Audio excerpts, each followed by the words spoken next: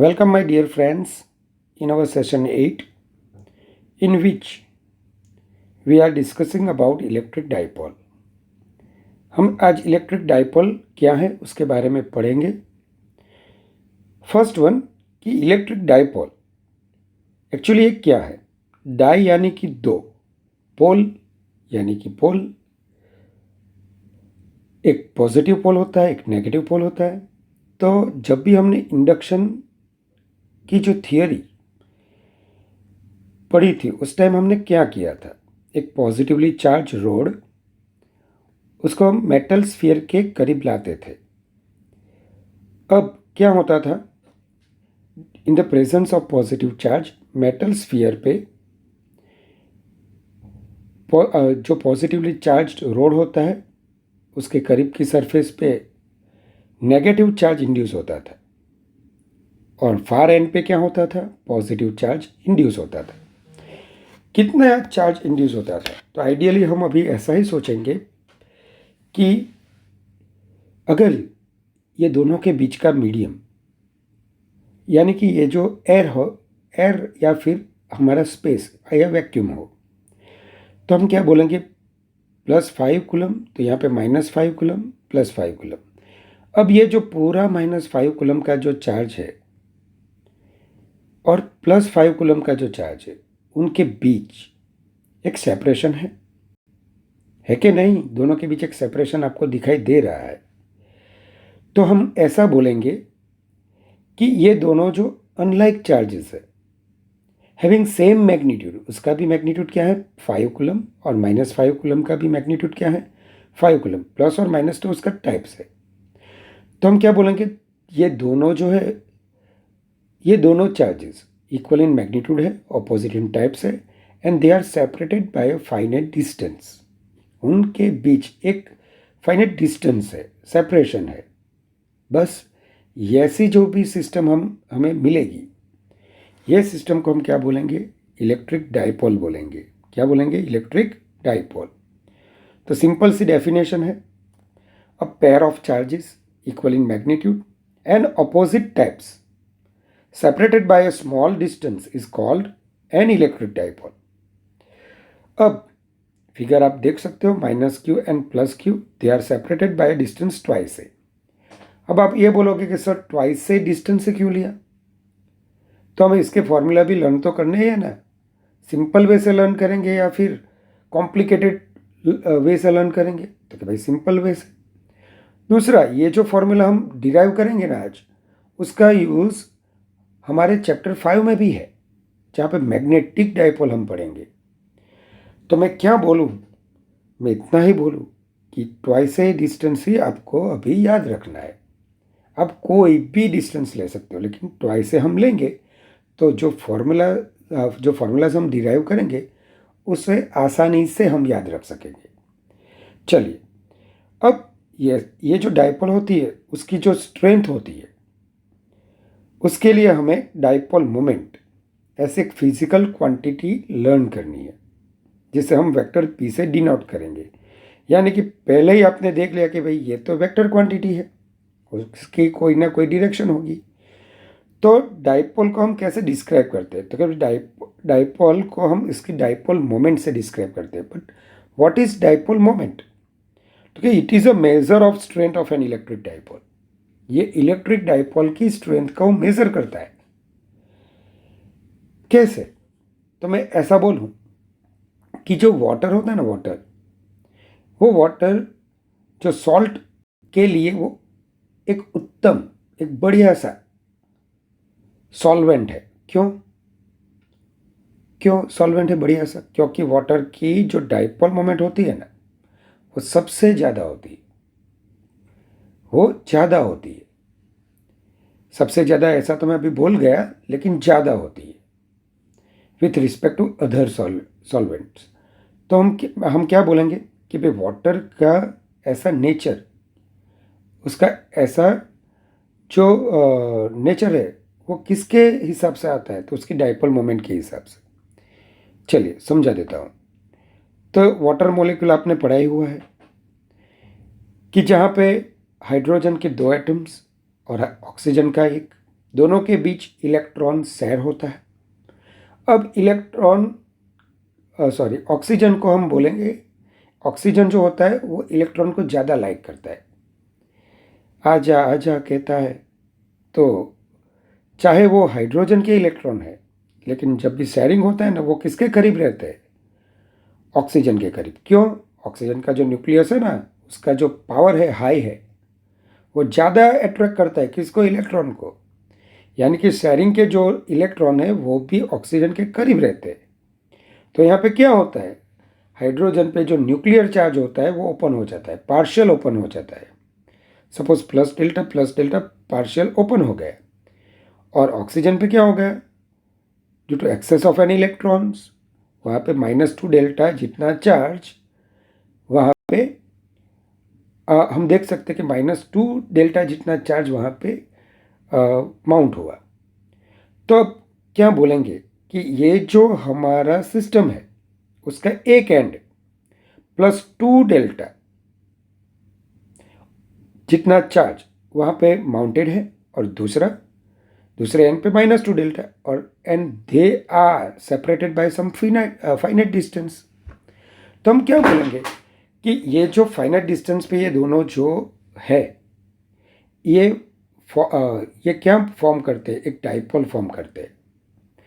अब जब भी पानी में आप H2 में आप NaCl को डालो, तो due to higher dipole moment oxygen किसे अट्रैक्ट करेगा? Na+ को। तो Na और Cl का जो बॉन्डिंग थे वो टूट गया। ओह, आयोनिक बॉन्डिंग तोड़ डाला। तो यानी कि ये जो डाइपोल मोमेंट है उसकी कैपेसिटी, उसकी स्ट्रेंथ कितनी ज़्यादा होगी कि NaCl का जो आयोनिक बॉन्ड है उसे भी वो तोड़ डालता है। तो यहाँ पे हम सोचने वाली बात यह है कि Na+ O के पास गया, Cl - H के पास गया, और ये जो इंटरफेस बना उसे ही हम क्या बोलेंगे? Solution of NaCl। तो ऐसी कैरेक्टरिस्टिक्स हमारे H2O में है। तो चलिए हम डाइपोल मोमेंट के बारे में जानते हैं, उसकी डेफिनेशन के बारे में जानते हैं। तो the dipole moment of an electric dipole is a vector quantity. और उसका मैग्नीट्यूड कैसे डिफाइन करते हैं हम? तो जो सेपरेशन होता है ना, उसका Q टाइम्स आप ले लो, यानी कि charge times separation between given charges is called is dipole moment.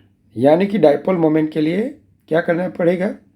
Magnitude of either charge, यानी कि कोई भी चार्ज का आप मैग्नीट्यूड ले लो, वो दोनों सेम ही है, into separation between two charges. चलिए, तो P इज इक्वल टू क्या हो गया? Q into twice A. Now what is about its direction? तो इसकी डिरेक्शन हम कन्वेंशनली डिफाइन करते हैं। आप बोलोगे ये कन्वेंशनली क्या है? तो इसकी डिरेक्शन हम -Q से +Q की ओर लेते हैं। कहाँ पे लेते हैं? -Q से +Q की ओर। लेकिन ऐसा क्यों? तो चलिए पहले वेक्टर P को दिखाते हैं। -Q से +Q, ओके, वेक्टर P। यहाँ पे भी मैंने क्वेश्चन मार्क डाला हुआ है। क्यों भैया, क्यों ऐसे ही डिफाइन किए? तो उसके बारे में भी आज हम पता करके ही जाएंगे। दूसरा कि अगर आप, ये तो मैग्नीट्यूड लिखा हुआ है, अगर मुझे वेक्टर P लिखना है तो वेक्टर कहाँ पे रखूँ? Q पे तो वेक्टर नहीं रख सकते, Q is a scalar physical quantity. तो कहाँ पे वेक्टर रखेंगे हम? A पे। तो इसके लिए हमें -Q से +Q को ज्वाइन करता हुआ एक वेक्टर ड्रॉ करना पड़ेगा, और ये जो वेक्टर होगा वो क्या होगा? 2 वेक्टर A होगा। चलिए कंप्लीट। तो मैंने क्या लिखा हुआ है? Vector A is a vector joining -Q to +Q। चलिए बढ़िया। उसका यूनिट क्या मिलेगा? तो P का यूनिट, यानी कि चार्ज का यूनिट कूलम, और जो सेपरेशन है, डिस्टेंस है, उसका यूनिट मीटर। यहाँ पे लिखने में आपको सावधानी रखनी पड़ेगी। सावधानी हटी, दुर्घटना घटी। क्या अगर आपने ऐसा लिख दिया, चेक करने वाला सेंटीमीटर भी समझ सकता है, तो आप कूलम बड़ा सा C लिखो, या फिर कूलम और मीटर के बीच में ऐसा सेपरेशन डाल दो, ऐसा स्पेस डाल दो, तो ये भी कूलम इंटू मीटर ही पढ़ा जाता है। अब डियर फ्रेंड्स, डाइपोल्स के टू टाइप्स होते हैं। फर्स्ट वन फिजिकल डाइपोल, जो मैंने आगे दिखाया वो स्फीयर वाला केस। तो यहाँ पे -5 कूलम और +5 कूलम के बीच का सेपरेशन आप इजीली देख सकते हो, you can measure it. So that type of dipole is known as physical dipole. यहाँ पे दोनों के बीच का जो डिस्टेंस है वो फाइनाइट डिस्टेंस है। You can add it centre also, आप सेंटर भी डिफाइन कर सकते हो, यानी कि कुछ डायमेंशंस है यहाँ पे। Due to that dimensions you can define its direction, its strength, its position. पता चला आपको? तो फिजिकल डाइपोल में क्या होता है? तो क्या physical dipole, when both charges have finite separation, then dipole has a finite size, finite location, because we define midpoint between +q and -q, and finite direction and strength. Now ideal और point dipole, तो अभी हमने H2O molecule के बारे में पढ़ा, उसे हम क्या बोलेंगे? उसे हम बोलेंगे आइडियल और पॉइंट डाइपोल बोलेंगे। लेकिन उसका जो डेफिनेशन है ना, वो इतना घटिया डाला हुआ है, परसों से ऐसा डाला हुआ है, if we take q tends to infinite. अब इन्फाइनाइट चार्ज कहाँ पे लाई? तो यहाँ पे इन्फाइनाइट बोलने का रीज़न क्या है कि दोनों के बीच का डिस्टेंस इतना कम है ना कि जो भी चार्ज होगा ना वो उसके in between region between that +q and -q वो अपना स्ट्रेंथ ज़्यादा करेगा। इसी वजह से हम क्या q टेंड्स टू इन्फाइनाइट ऐसा लिखते हैं। Second one 2a tends to 0, वो क्या हम बोलेंगे कि भाई दोनों के बीच का जो डिस्टेंस है ना, इट इज़ इन एंगस्ट्रॉम और उससे भी कम। इतना कम डिस्टेंस जो है, इसी वजह से हम क्या करेंगे 2a tends to infinite, 2a tends to 0 ऐसा लिखेंगे। तो if we take q tends to infinite and 2a tends to 0 in such a way that the dipole moment p is equal to q into twice a has a finite value भी होनी चाहिए कुछ। Such a dipole of negligibly small size is called ideal और point dipole। ऐसी dipole को हम क्या बोलेंगे? जो निग्लिजिबल साइज की होती है उसे हम क्या बोलेंगे? उसे हम बोलेंगे point dipole. Now dipole associated with individual atoms or molecules may be treated as ideal dipoles। यानी कि जैसा हमने H2 के बारे में बोला वैसा ही हम HCl के बारे में बोल सकते हैं। यानी कि जितनी भी मोलिकुलर डाइपोल्स आपको मिलेगी ना, उसे हमें क्या कंसिडर करना है? उसे हमें कंसिडर करना है पॉइंट डाइपोल। उसके बारे में हम ज़्यादा भी पढ़ेंगे। कब? सेकंड चैप्टर के एंड में।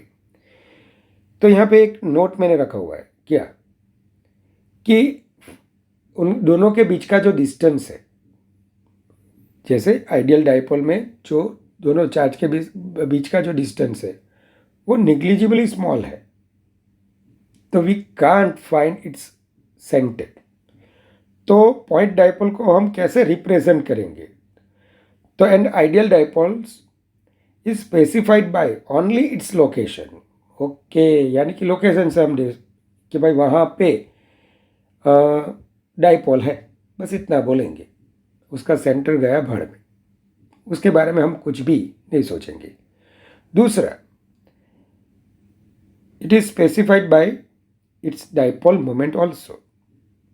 उसकी डाइपोल मोमेंट को तो दिखाना पड़ेगा ना हमें, तो डाइपोल मोमेंट और लोकेशन सिर्फ दोनों ही दिखाएंगे। साइज हमें मैटर यहाँ पे नहीं करना है, साइज के बारे में सोचना ही नहीं।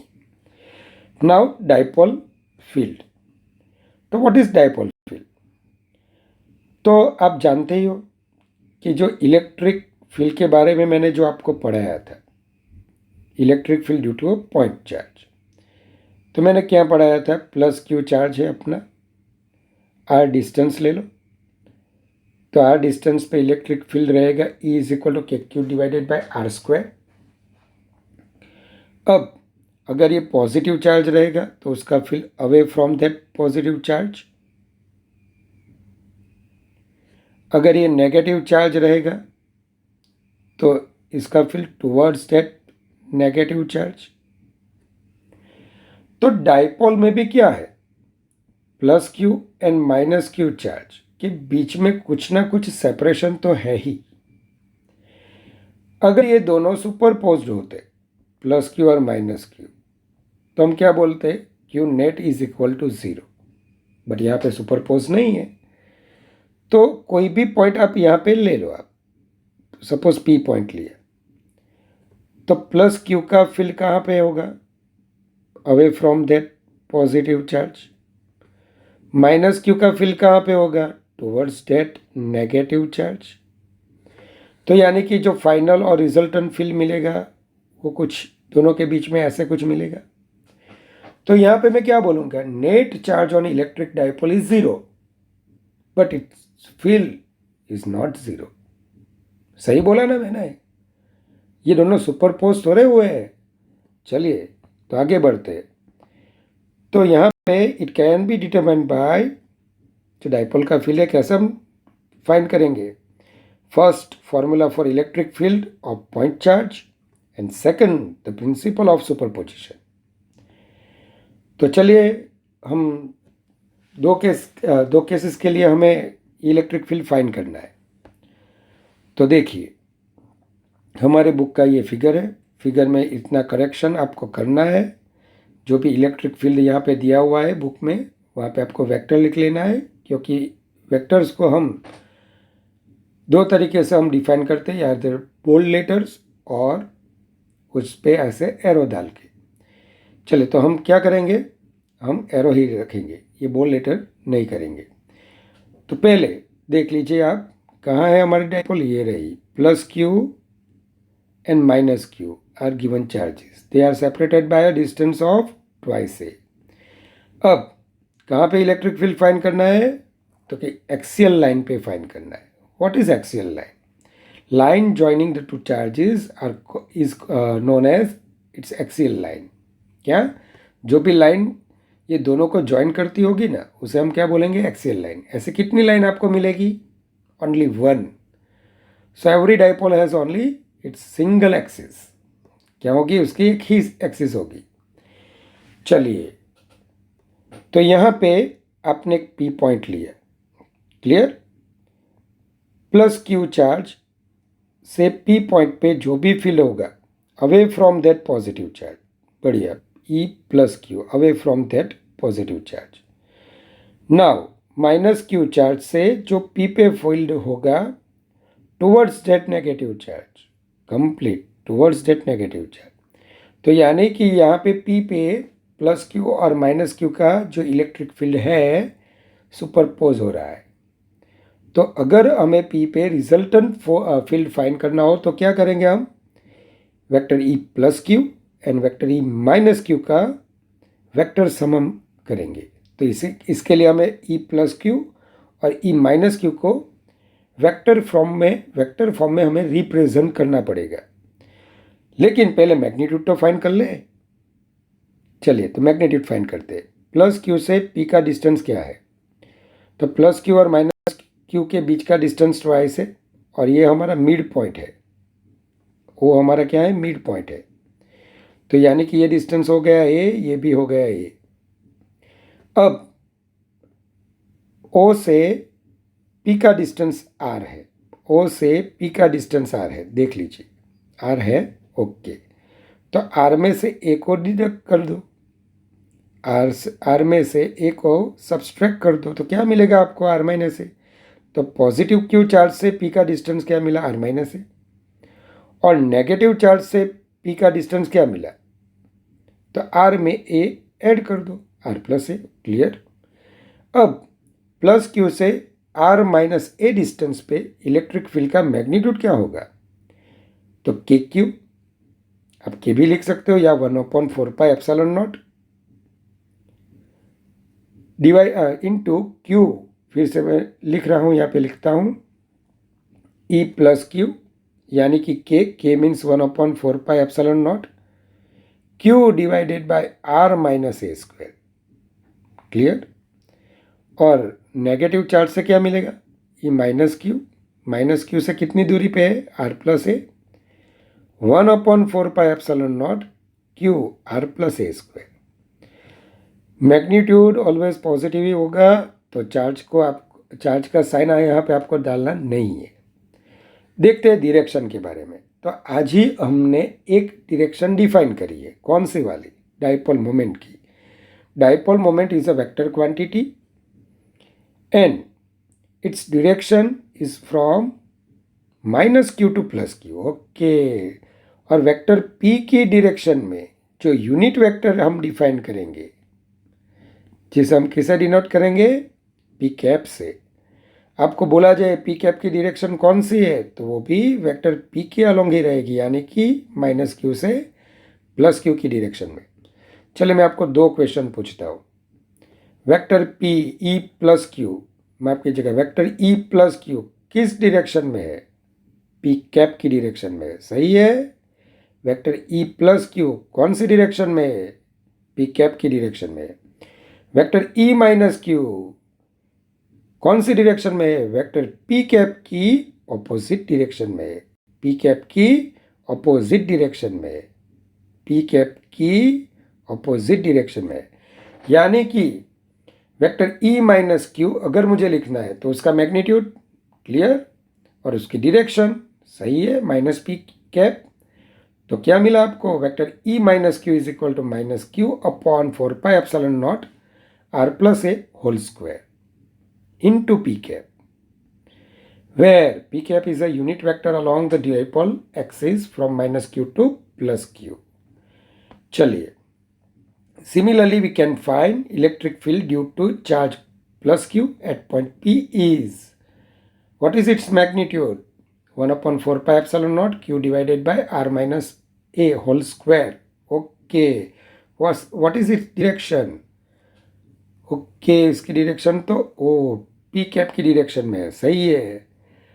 चलिए दोनों को मैंने वेक्टर के फॉर्म में रिप्रेजेंट कर दिया। ओके, तो according to principle of superposition we can write resultant electric field at point P is vector E is equal to vector E axial is equal to vector E + q plus vector E of -q। दोनों में से कुछ ना कुछ common निकलेगा, देख लीजिए। Okay, q/4πε0 q/4πε0, तो मैंने पहले से उसे कॉमन कर लिया। बाकी p कैप भी मैंने कॉमन किया हुआ है, राइट हैंड साइड पे आप देख सकते हो। जो बाकी रहा 1/r - a square, 1/r + a square. चलिए सिंप्लीफाई करते हैं। तो r + a whole square, r - a whole square से निकालो आप। अब r² + 2ra + a square, clear. r + a whole square का मैंने सिंप्लीफिकेशन किया, r² - 2ra + a स्क्वायर, सही है। r² कट होते हैं, a² - a² भी कट हो जाएंगे, 2ra minus into minus plus 4ra हो जाएगा। अब जो न्यूमरेटर है उसे हमें सेट करना है। यहाँ पे कोई चिल्ला रहा है कि भाई हम तो फैमिली मेंबर है, हमें साथ में रखो, कौन, तो 2qa, because we know that dipole moment is equal to q into twice a. अभी तो मैंने डिफाइन किया, तो p is equal to q into twice a, सही है। तो यहाँ पे हम क्या बोलेंगे, 4 यानी कि 2 इंटू 2, सही है। q इंटू a, वो भी सही है। कौन बाकी रह गया, मैं बाकी हूँ r। ओके, तो यहाँ पे 1/4πε0 to 2qa into r divided by r² - a² whole square p cap, क्योंकि r + a into r - a, r² - a² का स्क्वायर। चलिए, तो ये फॉर्मूला आपको लर्न करना है। कौन सा वाला, ये जो फॉर्मूला है उसे आपको क्या करना है, लर्न करना है। चलिए, अब पॉइंट डाइपोल के बारे में हम सोचते हैं कि for r is greater then तो कौन सी डाइपोल आपको मिलेगी, पॉइंट डाइपोल। तो अगर a कम होता है विथ रिस्पेक्ट टू r², तो डिनोमिनेटर में जो a² है उसे हम निग्लेक्ट करेंगे, उसे अवॉइड करेंगे। तो r² - 0 whole square r⁴, r²⁴, माफ़ कीजिएगा r² यानी कि r⁴, न्यूमरेटर में r, डिनोमिनेटर में r⁴, क्या मिलेगा r³। तो vector E axial is equal to 1/4πε0 two p upon r³ p cap. यहाँ पे अगर मुझे सिर्फ और सिर्फ मैग्नीट्यूड लिखना है तो ई एक्सियल 1/4πε0 को मैं के भी लिख सकता हूँ। न्यूमरेटर में कौन है, p है, 2p है, तो 2kp divided by r³। p cap का मैग्नीट्यूड क्या मिलेगा, 1। सही है। कौन से डिसीजन पे आप आते हो कि E axial is proportional to 1/r³। E axial is proportional to 1/r³। Point dipole में हमने क्या पढ़ा था, तो कि भाई पॉइंट डाइपोल में q चार्ज से r डिस्टेंस पर फील्ड कि q डिवाइडेड बाय r², यानी कि E is proportional to 1/r²। तो यहाँ पे क्या पढ़ा आपने, E axial is proportional to 1/r³। Clear. चलिए आगे बढ़ते हैं। तो electric field at any point on the equatorial line और equatorial plane of an electric dipole. अब ये इक्वेटोरियल लाइन क्या होती है, तो मैं आपको बता दूं, -q and +q if they are separated by a distance of twice a, if we take midpoint O and draw a perpendicular line passing through that point, यानी कि मिड पॉइंट से पास होती हुई एक परपेंडिकुलर लाइन अगर आप draw करते हो तो उसे हम क्या बोलेंगे, इक्वेटोरियल लाइन। अब डाइपोल की कितनी इक्वेटोरियल लाइन पॉसिबल है, तो ये भी इक्वेटोरियल लाइन ही है, ये भी इक्वेटोरियल लाइन ही है। 3D में देखना है, क्रॉस में नहीं। तो क्या फॉर्म होगा, एक प्लेन फॉर्म होगा कि जिसमें से ये सभी लाइन पास होती हुई आपको दिखाई देगी। और ये जो प्लेन होगा ना, which is perpendicular to the axis of the dipole, ये क्या होगा, डाइपोल की एक्सिस को परपेंडिकुलर होगा। तो डाइपोल की कितनी एक्सिस है, 1। कितनी इक्वेटोरियल लाइंस है, इनफाइनाइट। और वही लाइन जो प्लेन में रहती है उसे हम क्या बोलेंगे, इक्वेटोरियल प्लेन। चलिए तो फिर से आपको फिगर में मैं दिखाता हूँ, ये क्या है, इक्वेटोरियल प्लेन है। और जो मैंने इसमें एक लाइन यहाँ पे एज्यूम करी है, तो positive +q charge, negative charge,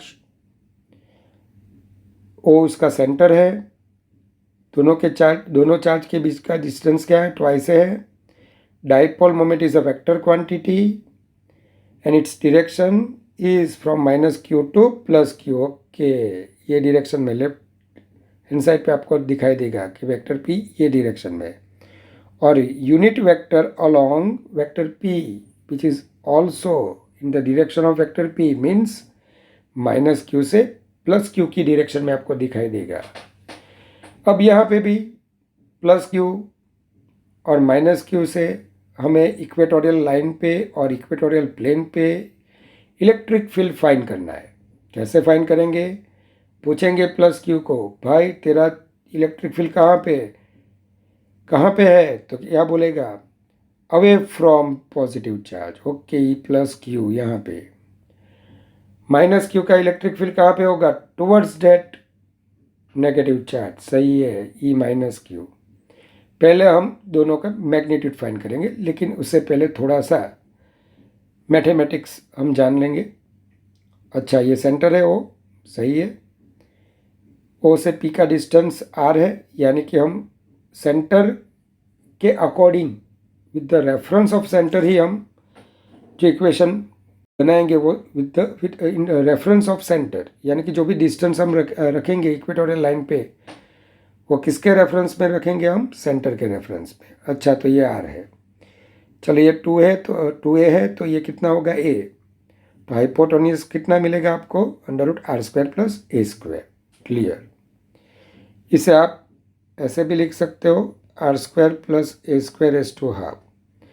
दूसरा आप जानते ही होंगे कि ये जो इक्वेटोरियल लाइन है, perpendicular line passing through the mid point of given line segment, so ये AP distance and BP distance दोनों कैसे रहेंगे, सेम ही रहेंगे।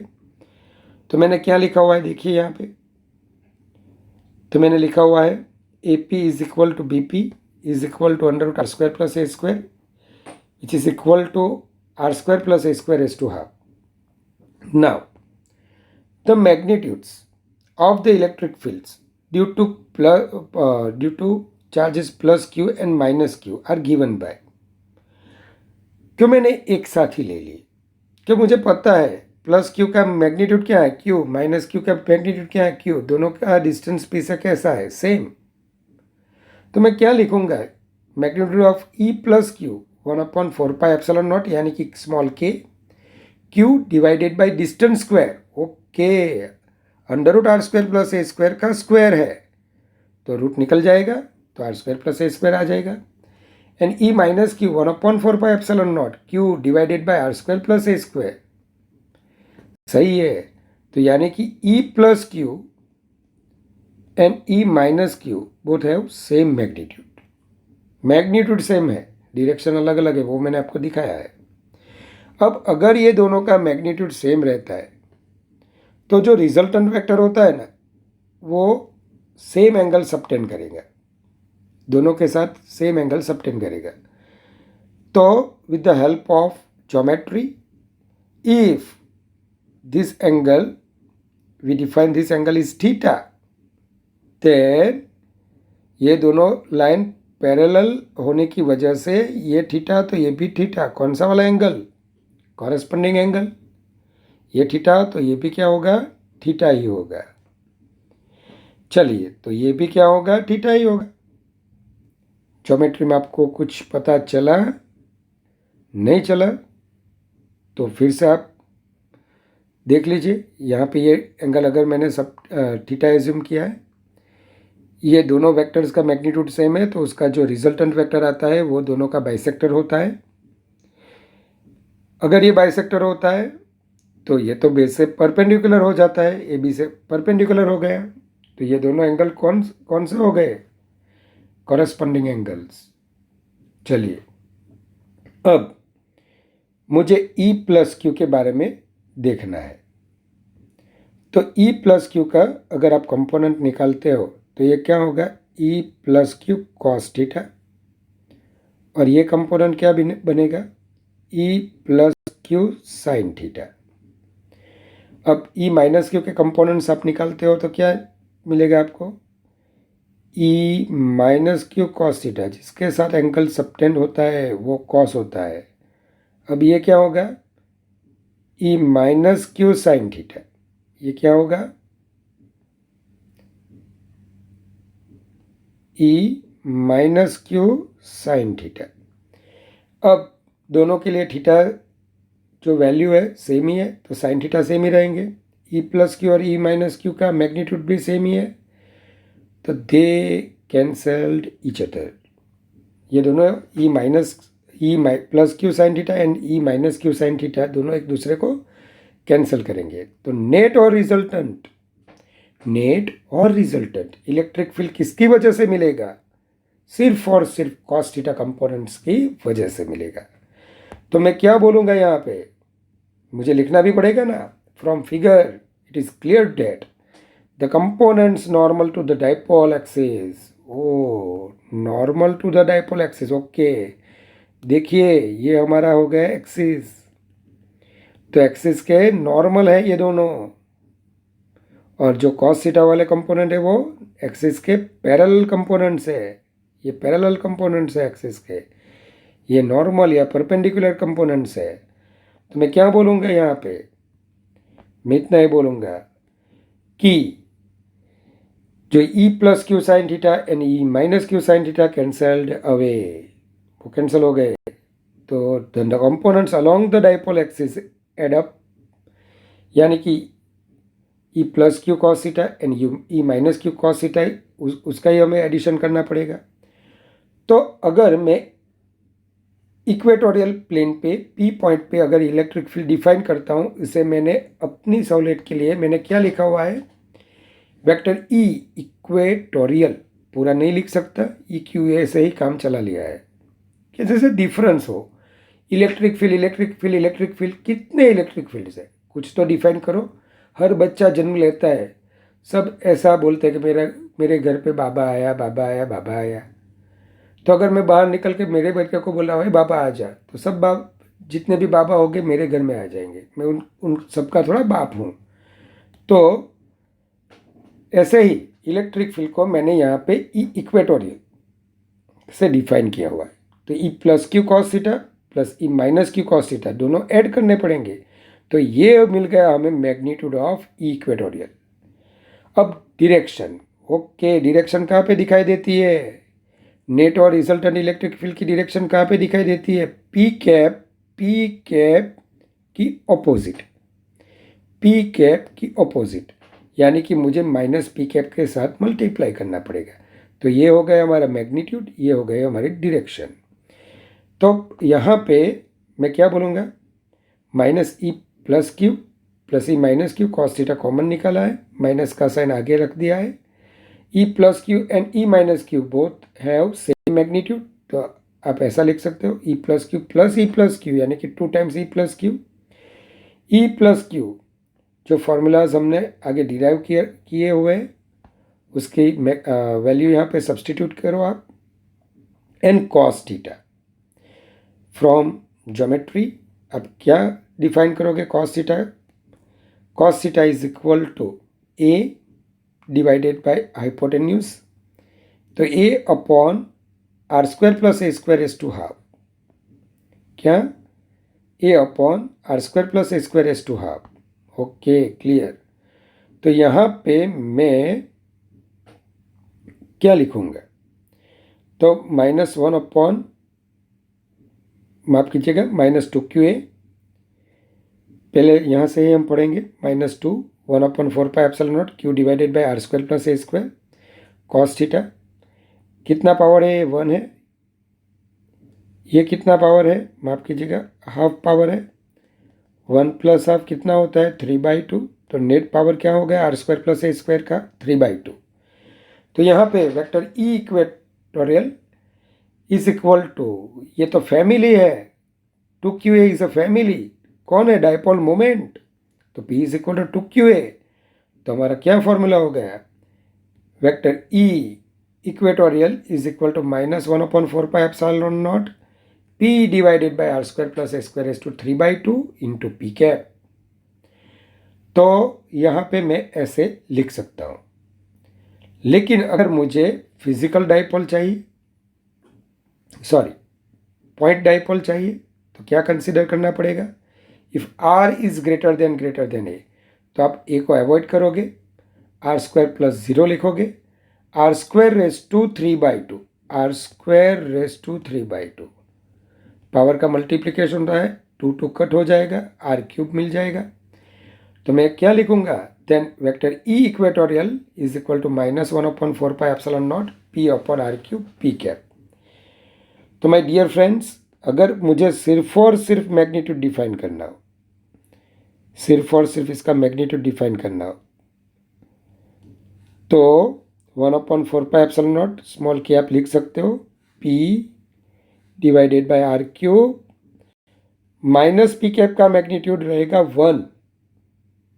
P cap is a unit vector has a unit value, unit magnitude. तो E equatorial is equal to KP divided by R cube.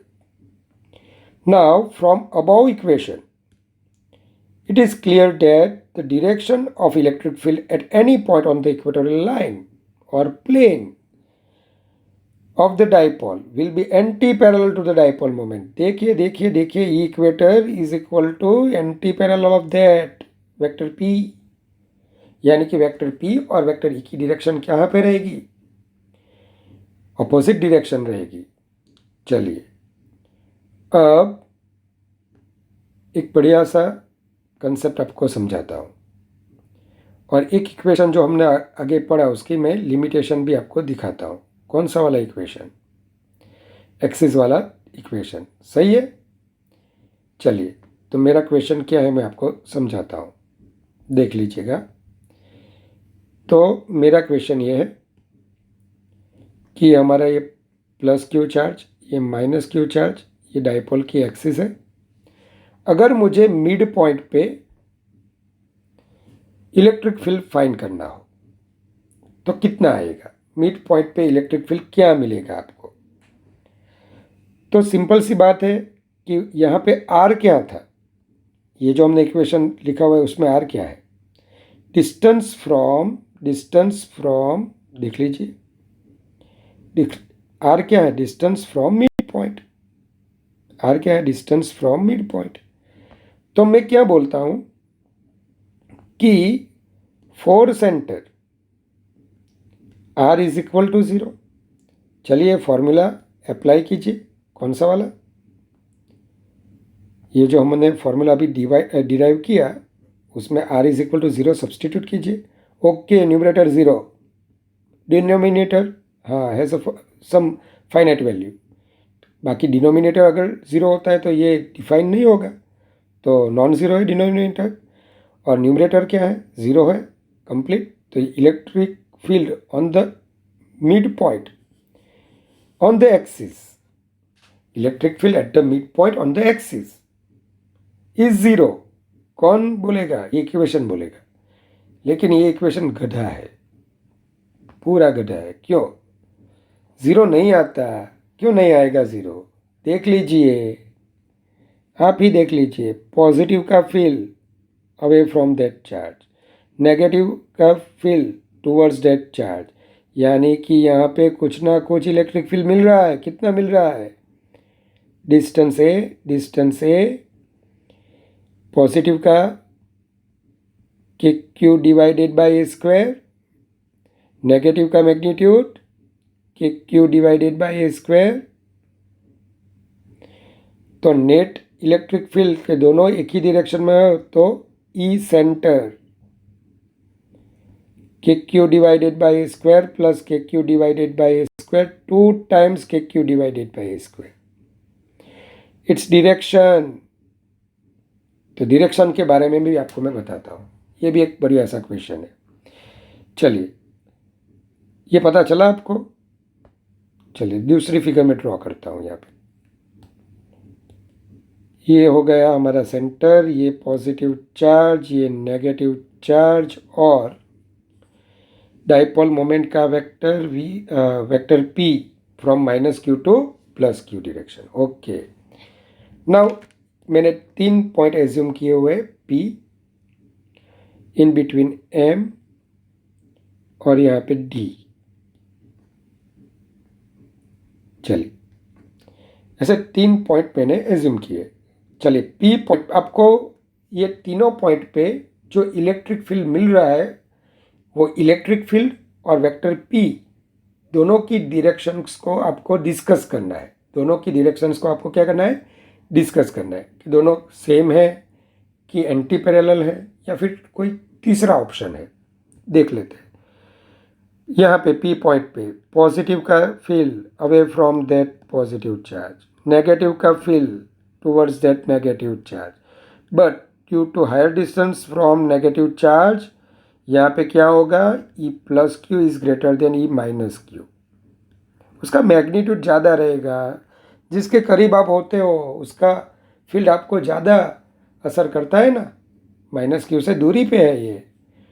तो net और resultant field acting on that point P is in the direction of vector P. सही है, vector E and vector P दोनों एक ही direction में है। सही है, यानी कि यहाँ पे angle between, suppose angle between E and P, I assume it is equal to theta, then यहाँ पे थीटा क्या मिलेगा? 0। Means vector E and vector P दोनों पैरेलल हो जाएंगे।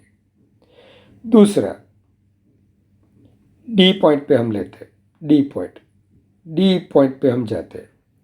नेगेटिव का field okay towards that charge, positive का field away from that positive charge. Now separation किससे ज़्यादा है, सॉरी डिस्टेंस किससे ज़्यादा है, पी से पॉजिटिव से ज़्यादा है, तो यहाँ पे किसका मैग्नीट्यूड हाई मिलेगा, नेगेटिव का। तो रिजल्टेंट फील्ड कौन प्रोड्यूस करेगा, नेगेटिव चार्ज। वैसे तो दोनों ही प्रोड्यूस करेंगे, लेकिन किसकी डायरेक्शन में प्रोड्यूस होगा, नेगेटिव चार्ज। ओ यहाँ पे भी vector E and vector P दोनों एक ही डायरेक्शन में है, सही है सही है, थीटा इज इक्वल टू 0 है। अब इन बिटवीन ये दोनों के रीजन के बिटवीन में हम आते हैं, एम पे आते हैं।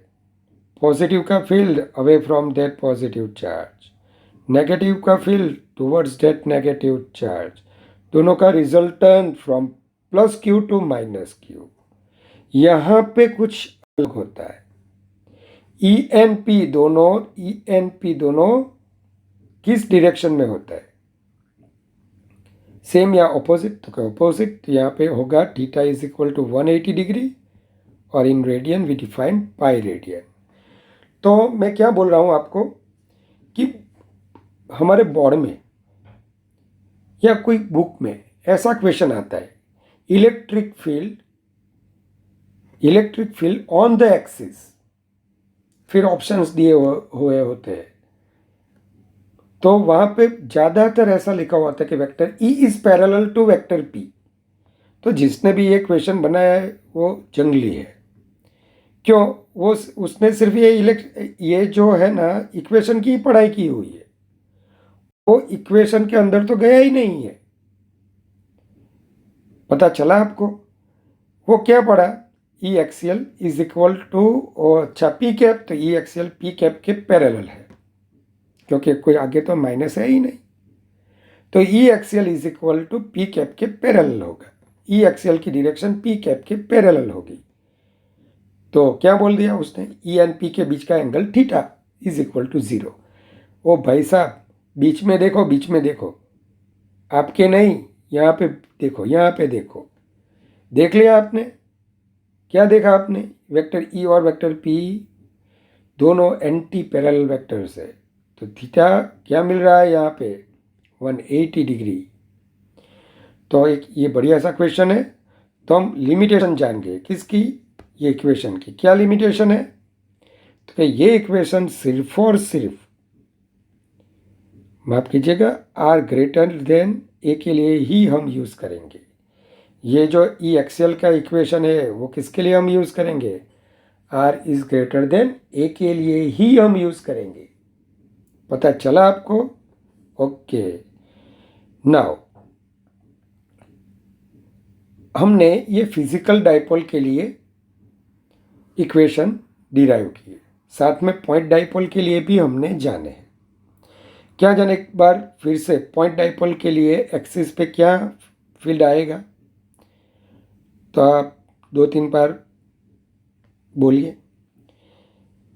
तो magnitude on the axis, magnitude of electric field on the axis of point dipole is 2 kp upon R cube. बोलिए क्या, 2 kp upon R cube, 2 kp upon R cube. Clear, चलिए। Magnitude of an electric field on the equatorial plane of point dipole R greater than, क्या बोलेंगे आप, E equatorial K P by R cube. क्या बोलेंगे आप, E equatorial K P by R cube, सही है। अब हमने किन दोनों किस दो पॉइंट पे हमने इलेक्ट्रिक फील्ड डिराइव किया हुआ है, सिर्फ और सिर्फ एक्सिस पे और इक्वेटोरियल प्लेन पे। हमने आगे जो भी 2 टॉपिक हमने पढ़े हुए हैं उसमें आपको इलेक्ट्रिक फील्ड कहाँ का मिला, एक तो एक्सिस का मिला, दूसरा इक्वेटोरियल लाइन का मिला। बढ़िया। अब मुझे कोई भी पॉइंट पे फाइंड करना है, लेकिन ये थियरी सिर्फ और सिर्फ किसके लिए एप्लीकेबल है, पॉइंट डाइपोल के लिए। तो मुझे इलेक्ट्रिक फील्ड कोई भी पॉइंट पे फाइंड करना है, ये हो गई एक्सिस और ये बन गया हमारा इक्वेटोरियल लाइन और इक्वेटोरियल प्लेन। ओके, ये दोनों पे तो मैंने अभी डिफाइन किया ही हुआ है, लेकिन मुझे कोई भी पॉइंट पे इलेक्ट्रिक फील्ड डिफाइन करना है, तो मैं क्या करूँगा? पहले तो ये कौन सी डाइपोल है? Point dipole. तो ये इसको हम सिर्फ और सिर्फ उसकी डायरेक्शन से ही रिप्रेजेंट करेंगे। यहाँ पे आप ऐसा मत बोला सर प्लस क्यू कहाँ है, माइनस क्यू कहाँ है, बाढ़ में जाए plus Q minus Q, dipole moment है ना? है। चलिए सही है। तो ये डाइपोल मोमेंट वेक्टर पी है। अब डाइपोल मोमेंट की जो पोजीशन है वहाँ से वेक्टर आर एक पोजीशन वेक्टर है जहाँ पे हमारा एम पॉइंट मैंने रखा हुआ है। मुझे क्या फाइंड करना है? Electric field on point M due to vector P. Electric field on M due to vector P, सही है। लेकिन पूछिए वेक्टर पी को, वेक्टर पी क्या एम पॉइंट तेरी एक्सिस पे है? नहीं है। क्या तेरे इक्वेटोरियल प्लेन पे है? नहीं है। कहाँ पे है? तो वो तो फला फला कुछ पोजीशन दिखा रहा है। अच्छा, तो अब ये तो दिक्कत वाली बात है, लेकिन वी आर स्मार्ट इनफ। क्यों? क्योंकि मुझे वेक्टर के कंपोनेंट आते हैं। एम जो वेक्टर पी के एक्सिस पे भी नहीं है, एम जो वेक्टर पी के हमारी डाइपोल के इक्वेटोरियल लाइन पे भी नहीं है। तो हम क्या करेंगे? क्योंकि अगर इक्वेटोरियल लाइन पे है तो मेरे पास क्या इक्वेशन है? के पी अपॉन आर क्यूब, सही है। अगर एक्सिस पे है तो मेरे पास कौन सा इक्वेशन है? 2 kp upon R cube, point dipole के लिए। तो ये तो दिक्कत वाली बात है, लेकिन जिसमें दिक्कत ना हो वैसे जिंदगी का क्या काम। चलिए सॉल्व करते हैं। मैं क्या करता हूँ? We can resolve any vector into two perpendicular components. सही बोला? थोड़ा अंग्रेजी मेरा अच्छा नहीं है। वेक्टर ए के आप दो कंपोनेंट निकाल सकते हो, they are perpendicular. Any vector can be resolve into two mutually perpendicular components. सही है। तो वेक्टर पी को रिजॉल्व करो आप। एक वेक्टर p1, दूसरा वेक्टर p2। ओ, वेक्टर p का मैंने कंपोनेंट लिया वेक्टर r के अलोंग, तो दूसरा कंपोनेंट वेक्टर r के परपेंडिकुलर होगा। तो वेक्टर का कंपोनेंट भी कुछ वेक्टर ही होगा ना। तो p का ये जो कंपोनेंट है उसे मैंने वेक्टर p1 से डिनोट किया, और ये जो कंपोनेंट है उसे मैंने वेक्टर p2 से डिनोट किया। अब हमारे पास दो डाइपोल है। फर्स्ट वन वेक्टर p1 जिसके एक्सिस पे m है, दूसरी वेक्टर p2 कि जिसके, बोलेंगे नहीं, जिसके इक्वेटोरियल लाइन पे m पॉइंट है। सही है, सही है। लेकिन p1 और p2 फाइंड करना पड़ेगा ना। तो p1 is a component of p, कितना एंगल सबटेंड कर रहा है? Theta. p1 is equal to p cos theta, p2 is equal to p sin theta. चलिए, मजा आया? कुछ नहीं आया ना? पढ़ाई में ध्यान ही नहीं है आपका। तो due to p1 electric field at m is E1 is equal to 2kp1 upon R cube. यार देखिए, यहाँ पे देखा आपने, पता चला आपको, एक्सेल है। 2kp upon R cube p1 के एक्सिस पे, 2kp cos theta divided by R cube. सही है। And due to p2 electric field at m, p2 के इक्वेटोरियल लाइन पे, then kp2 upon R cube and p2 is equal to p sin theta upon R cube. Now, see the figure. E1 and E2 both are mutually perpendicular. कैसे? Field का sorry axis का electric field along the axis ही रहेगा। सही है। और equatorial plane पे P2 के एंटी पैरेलल डायरेक्शन में मिलेगा। अभी मैंने डिस्कस किया है, P2 के एंटी पैरेलल डायरेक्शन में। ओके, सही है। अब ये दोनों का रिजल्टेंट हमारा नेट और इक्विवेलेंट इलेक्ट्रिक फील्ड है। सही। जो E1 के साथ कितना एंगल सबटेंड कर रहा है, अल्फा। तो ये आपका नीट का MCQ हो गया। और ये जो टॉपिक मैंने पढ़ाया है ना, वो सिर्फ और सिर्फ नीट और JEE के हिसाब से पढ़ाया हुआ है। लेकिन गुजरात बोर्ड में भी हमारे गधे ऐसा डाल देते हैं क्वेश्चन। तो लेकिन आपको बोले ये मज़ा आया कि नहीं आया, मैंने फाइंड करके दिखाया है ना, with the help of this 2 equation. तो ऐसा आपको सोचना है। जैसे हम व्यवहार में क्या सोचते हैं, आपको कोई ऐसी परिस्थिति आई जो कॉम्प्लिकेटेड है, तो आप क्या करते हैं, उसे अपने तरीके से हम फ्लेक्सिबल बनाते हैं। तो आप ऐसा ही तो फिजिक्स में होता है। फिजिक्स में हर एक प्रॉब्लम हार्ड है, फ्लेक्सिबल बनाते सीखो आप, कैसे उसे हम फ्लेक्सिबल बनाए। आपको मेरे पास कुछ सीखना है तो यही सीखना है कि कैसे कॉम्प्लिकेशंस को हम इजी कर सकते हैं। चलिए, तो यहाँ पे vector E1 vector E2 complete. E1 and E2 दोनों परपेंडिकुलर है, सही है। तो नेट और रिजल्टेंट इलेक्ट्रिक फील्ड का मैग्नीट्यूड हम क्या निकालेंगे, तो magnitude of resultant electric field at point capital M is equal to under root E1 square plus E2 square, सही। Under root 2 KP cos theta divided by R cube. मैंने सिर्फ और सिर्फ जो 2 वैल्यूज आई ना उसको मैंने सब्सटीट्यूट करा है यहाँ पे। चलिए, 2 KP divided by R, sorry KP cos theta KP R दोनों में है, उसका क्यूब कॉमन निकलेगा। कहाँ पे क्यूब है, यहाँ पे भैया स्क्वायर है। चलिए, तो स्क्वायर है तो KP divided by R whole square, वो रूट में से बाहर आ जाएगा, तो KP divided by R cube, ये जो वैल्यू है। चलिए, अंडर रूट क्या होगा, 2 square 4 cos square theta sine square theta, सही है।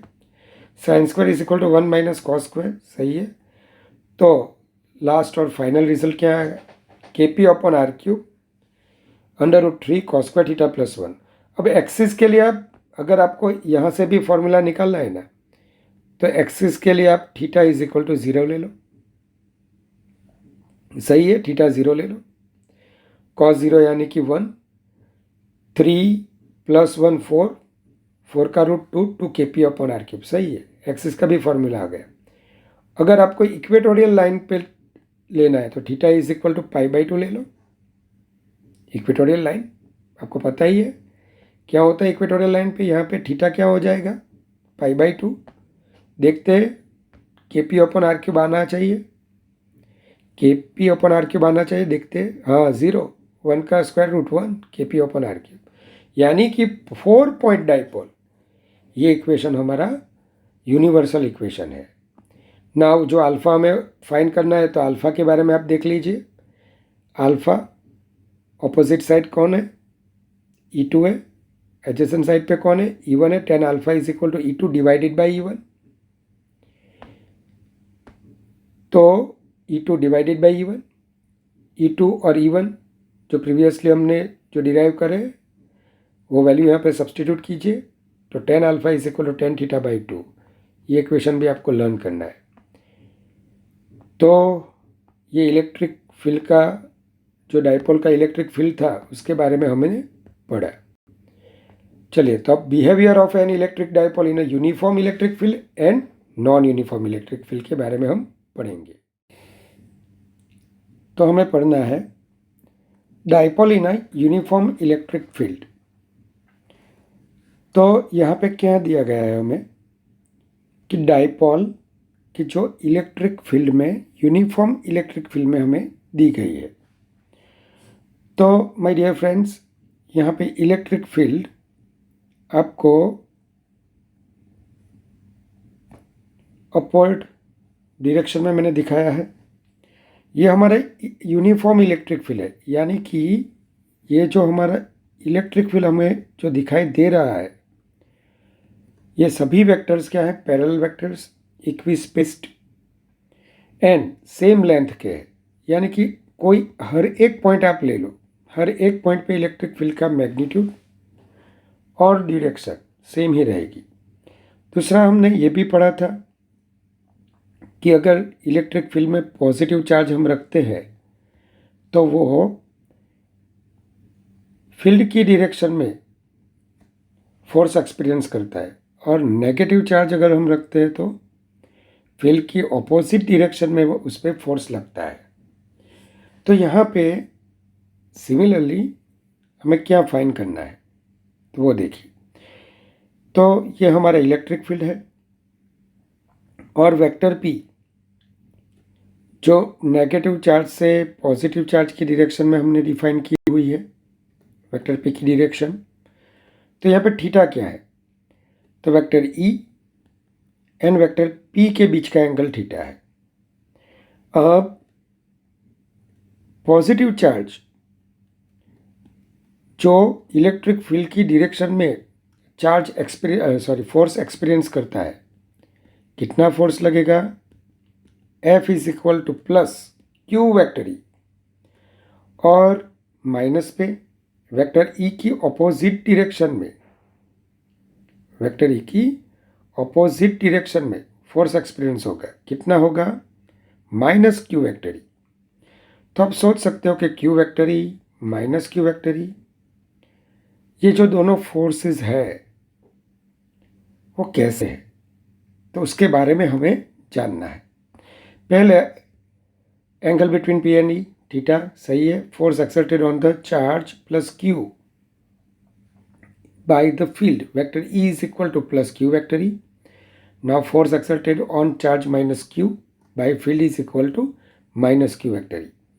चलिए अब Q vector E and minus Q vector E के बारे में जानते हैं, कैसे है वो, same in magnitude, that is कितना, क्यू ई जितना, ये भी मैग्नीट्यूड क्यू ही है, इसका भी मैग्नीट्यूड क्यू है, ऑपोजिट इन डायरेक्शन सही है। तो अगर फोर्सेस ऐसे होते same in magnitude and opposite in direction, तो उसका नेट फोर्स क्या मिलेगा, तो क्या नेट फोर्स जीरो होगा। अगर नेट फोर्स जीरो होता है तो यहाँ पे ट्रांसलेशनल इक्विलिब्रियम होगा, ट्रांसलेशनल या फिर आप लीनियर इक्विलिब्रियम भी बोल सकते हो। तो जब भी नेट फोर्स जीरो होता है ट्रांसलेशनल या फिर लीनियर इक्विलिब्रियम होता है, यानी कि अगर हमारा जो डाइपोल है वो स्टेशनरी है तो स्टेशनरी रहेगा, अगर वो मूव करेगा तो फिर वो यूनिफॉर्म वेलोसिटी के साथ वो मूव ही करता जाएगा। तो ये हो गई हमारी फोर्सेस की बात। अब देखते हैं कि आपको पता ही है 11th में आपने कपल के बारे में पढ़ा था, फोर्स कपल, दूसरे कपल नहीं। अगर आप एक फोर्स ऐसे अप्लाई करते हो, दूसरा फोर्स ऐसे अप्लाई करते हो, तो आपको मालूम ही है कि ऐसा कोई, सपोज आप स्टीयरिंग ले लो, स्टीयरिंग ऐसे फोर्स अप्लाई किया तो क्या करेगा, स्टीयरिंग क्या करेगा, वो मूव होगा, वो रोटेशनल मोशन परफॉर्म करेगा। यानी कि ऐसे फोर्स कि जिसकी लाइन ऑफ एक्शंस को लीनियर नहीं है, अलग अलग है, डिफरेंट है। तो यहाँ पे एक टॉर्क प्रोड्यूस होता है, और ये टॉर्क का जो मैग्नीट्यूड होता है, force magnitude of any force into perpendicular distance between them, यानी कि जो परपेंडिकुलर डिस्टेंस होता है इसे हम टॉर्क फाइंड कर सकते हैं। सिमिलरली आप यहाँ पे भी देखिए हमारी पोजीशन कैसी है डाइपोल की, सही है, Q vector E and minus Q vector E, they are same in magnitude, opposite in direction, but they are not collinear, दोनों की लाइन ऑफ एक्शन सेम नहीं है। तो मैं क्या बोलूँगा, नॉट कोलिनियर, यानी कि forces have different line of action. तो ये क्या फॉर्म करेंगे, कपल और फोर्स कपल, और उससे क्या प्रोड्यूस होगा, टॉर्क। तो ये टॉर्क कैसे हम फाइंड करेंगे, magnitude of torque is equal to either force into perpendicular distance between the two forces, कितना मैग्नीट्यूड है, क्यू ई, और परपेंडिकुलर डिस्टेंस। चलिए परपेंडिकुलर डिस्टेंस हम कैसे फाइंड करेंगे वो देखिए। मैंने एक फोर्सेस की जो लाइन ऑफ एक्शन है उससे ये चार्ज, ये जो हमारा चार्ज है, एक परपेंडिकुलर लाइन ड्रॉ करिए। यही हमारा परपेंडिकुलर डिस्टेंस होगा जिसे हमें फाइंड करना है। नाउ आप ये देखिए, ये जो हमारा एंगल है क्या है, थीटा है। तो ये एंगल भी क्या होगा हमारा, थीटा ही होगा। तो ये जो छोटा वाला एंगल है ये दिखाई देगा आपको, वो 90 माइनस थीटा है। फिर से समझ में नहीं आया तो बोलिए, ये लाइन सेम, ये लाइन और ये लाइन, दोनों के बीच का एंगल क्या है, थीटा। तो ये थीटा, ये तो परपेंडिकुलर है, तो यह क्या हो जाएगा, 90 माइनस थीटा। अगर ये 90 माइनस थीटा है और ये 90 है तो ये क्या हो जाएगा, थीटा। या फिर इस तरीके से भी आप सोच सकते हो, इसे आप एक्सटेंड कर दीजिए। क्लियर। तो ये लाइन और ये लाइन के बीच का एंगल थीटा है, तो ये दोनों अपोजिट एंगल हो गए, theta. Now from figure sign theta, तो साइन थीटा की परपेंडिकुलर अपोजिट साइड कौन सी है, तो क्या वो तो परपेंडिकुलर डिस्टेंस वाली साइड है, डिवाइडेड बाय हाइपोटेन्यूज। क्या है हाइपोटेन्यूज, तो ये ए और ये बी ए, 2a। तो हमारा परपेंडिकुलर डिस्टेंस क्या हो जाएगा, 2a साइन थीटा। तो QE into 2a sine theta. कौन बोल रहा है कि we are the family, two QA, so two QA E sine theta. बस मेरे जो क्वेश्चन मार्क्स है आप तो भूल गए होंगे, मैं अभी तक नहीं भूला। क्या क्वेश्चन मार्क थे, हमने एक फिजिकल क्वांटिटी डिफाइन करनी है अभी, जो क्या है, Q into separation between two charges. इसे हमने एक अलग नाम दिया P, जिसे हमने बोला डाइपोल मोमेंट। मोमेंट ही क्यों बोला, क्योंकि ये रोटेशनल मैकेनिक्स से कोरिलेटेड है, यानी कि इसे मैंने डाइपोल मोमेंट बोला। ये टॉर्क, इसकी वजह से टॉर्क प्रोड्यूस होता है, तो मैंने क्या बोला, डाइपोल मोमेंट। अब रही बात उसकी डायरेक्शन की, तो ये जो मैंने tau is equal to P sine theta जो डिफाइन किया इन द स्केलर फॉर्म है, लेकिन आप जानते हो कि टॉर्क तो वेक्टर में है। तो पहले ये देखिए, ये डाइपोल किस डायरेक्शन में मूव करेगी। तो ये जो डाइपोल है, ये डाइपोल एंटी क्लॉकवाइज, कैसे, एंटी क्लॉकवाइज डायरेक्शन में ये वो रोटेट होगी। तो अगर मुझे टॉर्क डिफाइन करना है, तो टॉर्क के लिए अगर मैं डिफाइन करूं तो मेरे पास दो पॉसिबिलिटी है, ई क्रॉस पी या पी क्रॉस ई। क्योंकि टॉर्क डिफाइन करने के लिए मुझे पी को, डाइपोल मोमेंट को, फर्स्ट वेक्टर ही लेना है। अब आप देख सकते हो कि अगर थीटा किसके बीच का एंगल होना चाहिए, पी के और ई के बीच का, तो पहले तो थीटा यानी कि पी को डिफाइन करने के लिए मुझे क्या करना पड़ा, -q से +q की डायरेक्शन में एक वेक्टर एज्यूम करना पड़ा। यानी कि वेक्टर पी की डायरेक्शन कौन सी आई, -q से +q की। क्लियर। दूसरा पी क्रॉस ई, राइट थंब के रूल आप अप्लाई करो, राइट हैंड लो, अपनी सभी फिंगर किसकी ओर, वेक्टर पी की डायरेक्शन में रखो and move towards vector E. सही है, यही जो डायरेक्शन है, यही डायरेक्शन में वो मूव करेगी।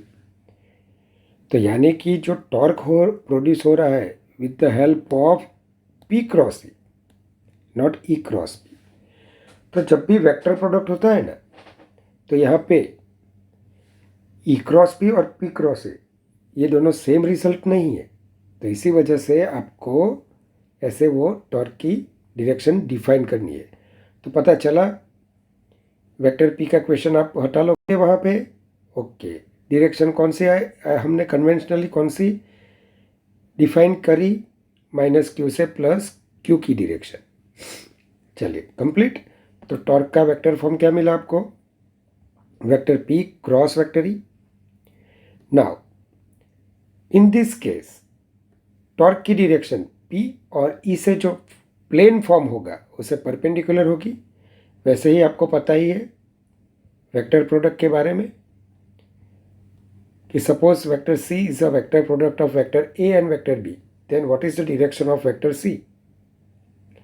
तो vector C is in the perpendicular direction of the plane formed by vector A and vector B and according to right hand thumb rule, right hand thumb ले लो, स्क्रू ले लो, right hand screw rule भी चलेगा और right hand thumb rule भी चलेगा। तो ऐसे आप वेक्टर सी की डायरेक्शन डिफाइन कर सकोगे। तो यहाँ पे भी जैसे ही आप वेक्टर पी से वेक्टर ई की ओर अपनी फिंगर्स मूव करोगे या स्क्रू को रोटेट करोगे, दोनों ही कंडीशन में वेक्टर टॉर्क की डायरेक्शन कहाँ पे आएगी, perpendicular to the given plane and coming out from it. यहाँ से बाहर की डायरेक्शन में आपको टॉर्क मिलेगा। पक्का पता चला। चलिए तो आगे बढ़ते हैं। Now definition of dipole moment in context of torque. Torque के संदर्भ में आपको पी की डेफिनेशन देनी है। तो जिसकी भी डेफिनेशन आपको देनी है उसे आप सब्जेक्ट बना लो। डिनोमिनेटर को यूनिट आपको डिफाइन करना है, यानी कि E is equal to 1 unit ले लो। साइन थीटा को 1 यूनिट लेने के लिए साइन थीटा अगर 1 चाहिए तो थीटा क्या होना चाहिए, 90 डिग्री। देन थीटा 90 डिग्री ले लो, यानी कि हमारा जो डाइपोल है वो वेक्टर ई के परपेंडिकुलर आपको रखना है। देन क्या होगा, tau is equal to P हो जाएगा। बस जो मैंने यहाँ पे किया वो आप लिख लो, आपकी लैंग्वेज में आप लिख सकते हो। Hence dipole moment may be defined as the torque acting on an electric dipole placed perpendicular to the uniform electric field of unit strength। चलिए पता चला आपको। फिर से dipole moment may be defined as the torque acting on an electric dipole placed perpendicular to a uniform electric field of unit strength। चलिए तो यहाँ पे मैंने कुछ इम्पोर्टेंट फीचर्स इसी फेनोमेनन के बारे में आपको बताया है। तो ये आपको बोर्ड के लिए, JEE नीट के लिए भी प्रिपेयर करना है। तो इम्पोर्टेंट नोट्स में first, N electric dipole of momentum vector P is placed in a uniform electric field. The dipole is rotated through a very small angle theta from equilibrium and released. Prove that it executes simple harmonic motion with frequency f is equal to 1 upon 2 pi under root p by I, where I is equal to moment of inertia of the dipole। चलिए तो एक uniform electric field यहाँ पे मैंने दिखाया है। minus q and plus q, they are positive charge, they are separated by a distance twice a। As we know that positive charge is always experiencing a force of plus q vector e। मतलब positive charge पे कहाँ पे force लगेगा, electric field की direction में कितना लगेगा, plus Q vector E. And negative charge experiences a force of minus Q vector E in the opposite direction of the electric field, यानी कि वेक्टर ई की ऑपोजिट डायरेक्शन में। नाउ अब देख सकते हो कि ये दोनों जो फोर्सेस है वो कैसे है, opposite, same in magnitude, opposite in direction, and they are non collinear forces. तो यहाँ पे क्वेश्चन क्या दिया है, तो पहले हमारा जो डाइपोल है ना, minus Q and plus Q, it is in its normal state. तो हमने जो अभी पढ़ा कि ये जो टॉर्क लगेगा, टॉर्क लगने की वजह से होता क्या है, तो कि डाइपोल रोटेट होगी। जब भी डाइपोल रोटेट होगी क्या होगा, फाइनली वो क्या होगा, तो कि फाइनली मैं आपको समझाता हूँ। ये जो डाइपोल है it aligns parallel to that electric field, यानी कि जो हमारे डाइपोल है उसकी dipole moment vector P and vector E, when both are parallel vectors, then theta becomes 0. So sin theta is equal to sin 0 is equal to 0. So torque is equal to 0. It is the normal position of an electric dipole in uniform electric field. इसे हम क्या बोलेंगे, normal position of electric dipole in uniform electric field. तो dipole क्या चाहती है, field के parallel align होना चाहती है। क्या, फील्ड के पैरेलल अलाइन होना चाहती है। और कौन उसे वहाँ पे ले जाता है, ये टॉर्क। कितना torque, P sin theta. It is a normal position of an electric dipole. तो यहाँ पे भी आपको क्वेश्चन में क्या दिया गया है, देखिए कि a dipole moment vector P is placed in a uniform electric field. The dipole is rotated through a very small angle theta from its equilibrium. Means normal condition से हमने इसे थीटा जितना एंगल, वेरी स्मॉल एंगल पे हमने उसे rotate किया है। तो थीटा अगर एंटी क्लॉकवाइज है तो टॉर्क कहाँ पे लगेगा, क्लॉकवाइज। देख लीजिए, टॉर्क तो मूव करना चाहेगा ना, कि चले डाइपोल सीधी रहे, पैरेलल हो जा, किसके, इलेक्ट्रिक फील्ड के पैरेलल तो अलाइन हो जाए। तो यहाँ पर torque and theta both are in opposite direction, and यही टॉर्क क्या प्रोड्यूस करता है, restoring. What is the meaning of restoring, the restoration of the dipole is only cause by this torque. ये टॉर्क उसका कॉज है restore होने का। तो मैं क्या बोलूँगा, मैं सिर्फ इतना ही बोलूँगा कि torque is equal to minus P sin theta. Why minus sign is here? Because this torque is restoring torque. ये आपको लिखना पड़ेगा। So tau is equal to minus P sin theta. Now as theta is too small, so we can write sin theta is approximately equal to theta. दूसरा आपको ये भी पता है कि when theta is too small, then sin theta is approximately equal to tan theta. You can also write tan theta is approximately equal to theta. And second, cos theta is approximately equal to 1, because cos 0 1 होता है और theta is equivalent to 0. equivalent to 0. So मैं क्या लिख सकता हूँ, cos theta is approximately equal to 1. So क्या होगा हमारा equation, tau is equal to minus P theta. Now tau is equal to I alpha. As you know that tau is equal to I alpha, where I is equal to moment of inertia of the dipole about given axis. जो भी आपको axis दी गई है उसके according ये define होती है।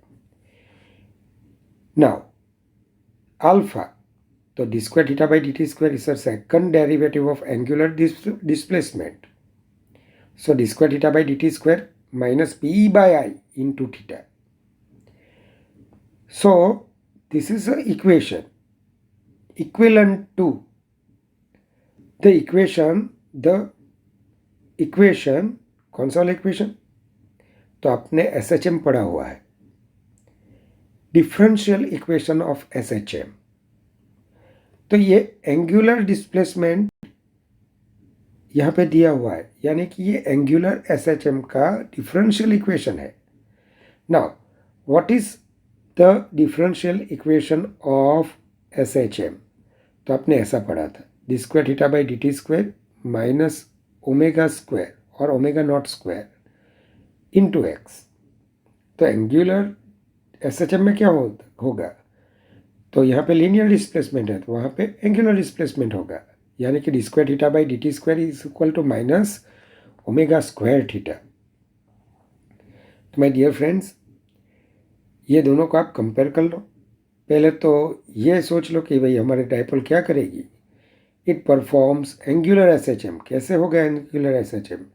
जितना एंटी क्लॉकवाइज आपने डिस्प्लेस किया वो यहाँ पे आके स्टेबल नहीं हो जाएगी, उतना ही एंगुलर डिस्प्लेसमेंट वो क्लॉकवाइज करेगी with the given reference line. तो ऐसा उसका मोशन कंटिन्यू रहेगा, क्योंकि यहाँ पे कोई रेजिस्टिव फोर्स नहीं है, तो हमारी डाइपोल रोटेट होती हुई रहेगी। और वो कौन सी मोशन परफॉर्म करेंगी? Angular SHM. तो यहाँ पे कंपेयर करने के बाद आपको क्या मिलेगा? Omega square is equal to P by I. हमें फ्रीक्वेंसी फाइंड करनी है, तो omega is equal to under root P by I. As we know that omega is equal to 2 pi F, then F is equal to 1/2 pi under root P by I. Now, if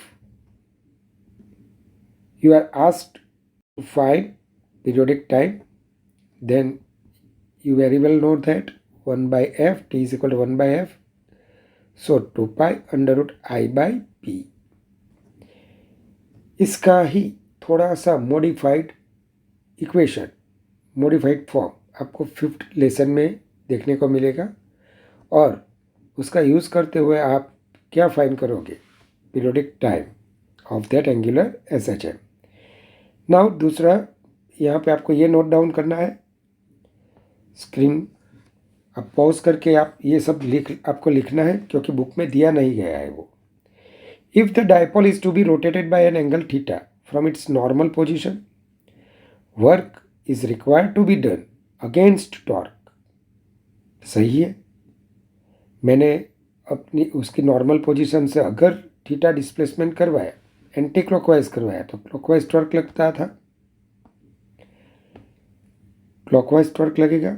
अगर मैंने यह clockwise उसे displace किया, तो torque कहाँ पे लगेगा? Anticlockwise. तो we have to do some work against this restoring torque. तो work is required to be done against torque. This work is equal to the change in the potential energy of the dipole. अब मैंने ऐसा जो लिखा है ना, ये आप पढ़ोगे चैप्टर 2 में. क्या पढ़ोगे आप? Potential energy. लेकिन क्या है कि इसका रिलेवेंट ही टॉपिक है, तो मैंने आपको सिर्फ एक इक्वेशन अभी याद रखने को मैं आपको बोलूँगा. कौन सा वाला? तो potential energy of an electric dipole placed in uniform electric field. फिर से, placed in uniform electric field, vector E is U is equal to minus vector P dot vector E. याद रखेगा, वहाँ पे vector P cross E torque का था, ये minus vector P dot vector E, यहाँ पे डॉट प्रोडक्ट है. Where theta u is equal to minus p cos theta, where theta is an angle between vector p and vector e. तो मैंने क्या लिखा हुआ है? The work is equal to the change in the potential energy of the dipole. Field के against में जब भी वर्क डन आप करोगे, which is change in potential energy, तो यहाँ पे W is equal to delta U final minus initial U2 minus P E cos theta 2. हमने क्या करवाया है? डाइपोल को थीटा 1 एंगल से थीटा 2 एंगल पे हमने रोटेट करवाया है. तो जो भी वर्क डन होगा वो कैसा मिलेगा आपको? W is equal to delta U, then U2 minus U1 minus P cos theta 2 minus P cos theta 1. So final equation जो आपको याद रखना है, P in the bracket cos theta 1 minus cos theta 2. तो आज का लास्ट टॉपिक है, ज़्यादा लंबा लेक्चर आज है हमारा. तो behaviour of an electric dipole in non uniform electric field. समझिए, ऐसा हमें नॉन यूनिफॉर्म इलेक्ट्रिक फील्ड दिया गया है. क्यों ऐसा इलेक्ट्रिक फील्ड नॉन यूनिफॉर्म में बोलता हूँ? तो जो डिस्टेंस है बिटवीन दिस वेक्टर्स एट 1 है, दे आर क्लोज़र, एंड यहाँ पे उसका सेपरेशन ज़्यादा है, जहाँ पे वो क्लोज होंगे यहाँ पे इलेक्ट्रिक फील्ड की इंटेंसिटी हाई होगी। जहाँ पे वो रिलेटिवली काफ़ी दूर होंगे तो यहाँ पे उसकी इंटेंसिटी क्या होगी, लो होगी। सपोज आपने इलेक्ट्रिक डाइपोल को यहाँ पे ऐसे रखा हुआ है, अब ये पॉजिटिव चार्ज, ये नेगेटिव चार्ज, तो जो हमारा पॉजिटिव चार्ज है ना वो हायर इलेक्ट्रिक फील्ड में है और नेगेटिव चार्ज है वो लोअर इलेक्ट्रिक फील्ड में है। यानी कि पॉजिटिव चार्ज पे सपोज जो फोर्स एक्सपीरियंस हो रहा है वो प्लस क्यू वेक्टर E1 है और यहाँ पे माइनस क्यू वेक्टर E2 है। यहाँ का फील्ड वेक्टर E2, उसके ऑपोजिट डायरेक्शन में फोर्स लगेगा। यहाँ का फील्ड वेक्टर E1। अब आप देख सकते हो with respect to E2, E1 towards right है, लेकिन राइट जाने पे तो इलेक्ट्रिक फील्ड की इंटेंसिटी हाई होती है। तो यहाँ पे मैं क्या बोलूँगा, QE1 फोर्स का जो मैग्नीट्यूड है which is greater than the magnitude of force QE2, यानी कि राइट हैंड साइड पे ज़्यादा फोर्स लग रहा है with respect to left hand side. तो हमारा जो डाइपोल है वो नेट फोर्स एक्सपीरियंस करेगा टुवर्ड्स राइट। दूसरा, ये दोनों फोर्सेस लीनियर भी नहीं, कोलिनियर भी नहीं है, तो टॉर्क भी प्रोड्यूस होगा। तो हमारी जो डाइपोल है वो लीनियर मोशन परफॉर्म करते हुए रोटेट भी होंगी, लेकिन एक पोजीशन ऐसी आ जाएगी जहाँ पे हमारी डाइपोल इलेक्ट्रिक फील्ड के पैरेलल प्लेस्ड हो जाएगी। एट दैट टाइम क्या होगा, Q vector E1 which is a higher magnitude force minus Q vector E2 which has lower magnitude of electric force. तो नेट फोर्स तो यहाँ पे ही लगेगा राइट हैंड साइड, बट अब ये दोनों फोर्सेस क्या हो गए, कोलिनियर, तो यहाँ पे टॉर्क क्या होगा, 0। तो इनिशियली क्या लगेगा, फोर्स भी लगेगा, force is not equal to 0, tau net which is not equal to 0। But finally जब ये डाइपोल पैरेलली अलाइन होगी with respect to electric field, then it only experiences net force by which it can move parallel to that electric field. Clear? But उसका rotation यहाँ पे बंद हो जाएगा। तो यही बात मैंने एक पैराग्राफ में यहाँ पे लिखी हुई है। If the electric field is non uniform, the intensity of electric field will be different at different points. सही है। As a result, the electric force acting on the positive charge and negative charge of the dipoles will also be different. एकदम सही बात बोली। In this situation, both the net force and torque are acting on the dipole. सही है, force भी लगेगा, torque भी लगेगा। As a result, dipole experiences a linear displacement in addition to rotation. This rotation of a dipole continues only till the dipole aligns in the direction of the electric field, but linear motion of the dipole will continue. तो book में जो example दिया गया है उसके बारे में हम डिस्कस करेंगे। वेक्टर E टूवर्ड्स राइट है और डायरेक्शन ऑफ इंक्रीजिंग फील्ड, यानी कि जब भी आप टूवर्ड्स राइट जाओगे इंटेंसिटी ऑफ इलेक्ट्रिक फील्ड और उसका मैग्नीट्यूड जो होगा वो क्या होगा, high. While moving from left to right electric field का मैग्नीट्यूड हाई होगा। अब हमें क्या करना है, डाइपोल को पैरेलल अलाइन करना है। दूसरी कंडीशन क्या है, एंटी पैरेलल अलाइन करना है with respect to electric field. If vector P is parallel to vector E, सही है, minus Q and plus Q, vector P की direction minus Q to plus q. So vector P and vector E both are parallel vectors. In this type of question, we see that q vector E1, this is minus q vector E2. Which one has higher magnitude? Obviously QE1 has higher magnitude than QE2. So net force is acting towards right. सो हमारी जो dipole है वो lower intensity से higher intensity वाले electric field में move करेगी। Lower intensity से higher intensity वाले इलेक्ट्रिक फील्ड में वो मूव करेगी। चलिए, तो मैंने क्या लिखा हुआ है, F net is in the direction of increasing electric field.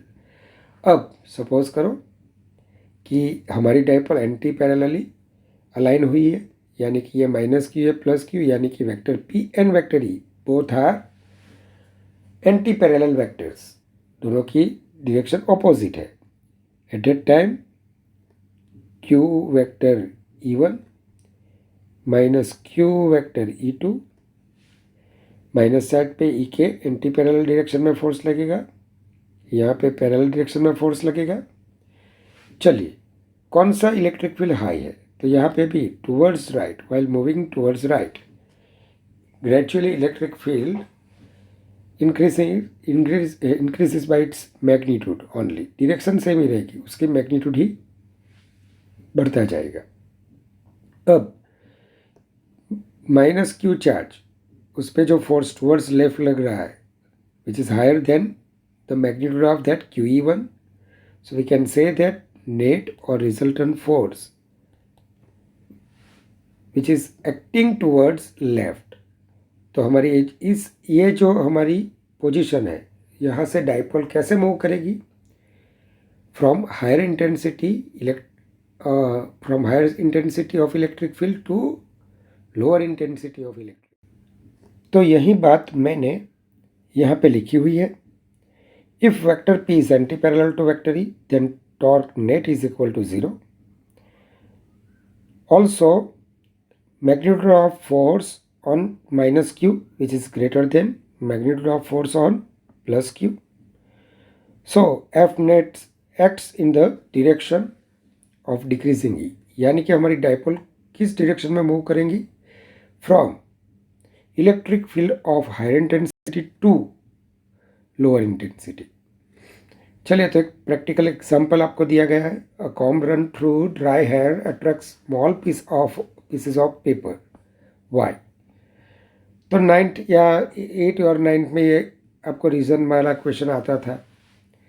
कुछ आप ऐसा लिखते थे कि after rubbing the comb into the dry hair, वो नेगेटिव चार्ज एक्वायर करता है और पीस ऑफ पेपर पे पॉजिटिव चार्ज होता है, दोनों के बीच अट्रैक्शन होता है। तो अब आप तब नन्हे बच्चे थे, आपकी सोच भी ऐसे अब छोटे ही सोच वाले थे। अब तो आप काफ़ी बड़े हो गए हैं, तो आपका रीज़न भी परफेक्ट होना चाहिए। तो देखिए, एक्चुअली क्या होता है, कॉम्ब पे जो चार्ज होता है वो फाइनाइट चार्ज होता है। एक्चुअली ये जो यूनिफॉर्म इलेक्ट्रिक फील्ड है ना, वो सिर्फ और सिर्फ अपनी बुक में ही होता है। वैसे तो होता है, लेकिन उसके लिए भी ज़्यादा से ज़्यादा कंडीशंस हमें कंसिडर करनी पड़ती है। तो मोस्ट कॉमनली जो ये चार्ज होता है वो क्या होता है, ड्यू टू दैट चार्ज जो इलेक्ट्रिक फील्ड होता है वो नॉन यूनिफॉर्म होता है। अब ये नॉन यूनिफॉर्म इलेक्ट्रिक फील्ड में जब आपने ये पीस ऑफ पेपर रखा, सही है, तो यहाँ पे चार्ज इंड्यूस होंगे, positive charge and negative charge. याद रखिएगा, आप यहाँ पे माइनस क्यू प्लस क्यू ऐसा नहीं लिख सकते, क्योंकि ये इंसुलेटर है। कागज़ क्या होता है, इंसुलेटर होता है। तो कितना चार्ज वहाँ पे इंड्यूस होगा उसके बारे में हम बाद में उसके डिस्कशन करेंगे चैप्टर 2 में। अब ये क्या हो गया, एक डाइपोल हो गया। ये जो पीस ऑफ पेपर है ये एक डाइपोल में परिवर्तित हो गया, यानी कि यहाँ पे डाइपोल इनिशियल नहीं थी, यहाँ पे डाइपोल इंड्यूस हुई है। अब ये डाइपोल कहाँ पे रखी हुई है मैंने, नॉन यूनिफॉर्म इलेक्ट्रिक फील्ड में। पॉजिटिव चार्ज पे इलेक्ट्रिक फील्ड की डायरेक्शन में फोर्स लगेगा, नेगेटिव चार्ज में फील्ड की ऑपोजिट डायरेक्शन में फोर्स लगेगा। कहाँ पे फील्ड स्ट्रेंथ ज़्यादा है, बोलिए? पॉजिटिव चार्ज पे वो जो है उस पर फोर्स लग रहा है वो हायर है, क्योंकि पॉजिटिव चार्ज वो हायर इलेक्ट्रिक फील्ड में इंड्यूस्ड हुआ है। तो अब नेट फोर्स कहाँ पे एक्सपीरियंस होगा, टुवर्ड्स गिवन चार्ज, यानी कि हमारी डाइपोल कहाँ पे मूव करेगी, electric field having lower intensity to higher intensity, यानी कि यहाँ पे यहीं आप देख सकते हो, तो ये पीस ऑफ पेपर यानी कि इंड्यूस्ड डाइपोल किस डायरेक्शन में जाएगी, तो वो टुवर्ड्स कॉम जाएगी, यानी कि यहाँ पे कॉम उसे अट्रैक्ट करेगा। तो my last word for today, तो लास्ट में हमें सिग्निफिकेंस ऑफ इलेक्ट्रिक डाइपोल के बारे में जानना है। फर्स्ट, क्या उसकी सिग्निफिकेंस है, तो कि electric dipole have common occurrence in nature, मैंने अभी समझाया कि वो मोलिक्यूल लेवल पे भी एग्जिस्ट करती है। पानी पीते हो कितनी डाइपोल पेट में चले जाती है, तो molecules having positive and negative ions is an electric dipole, सही है। The concept of electric dipole is used first in the study of effect of electric field on an insulator, जो सेकंड चैप्टर में आप पढ़ोगे।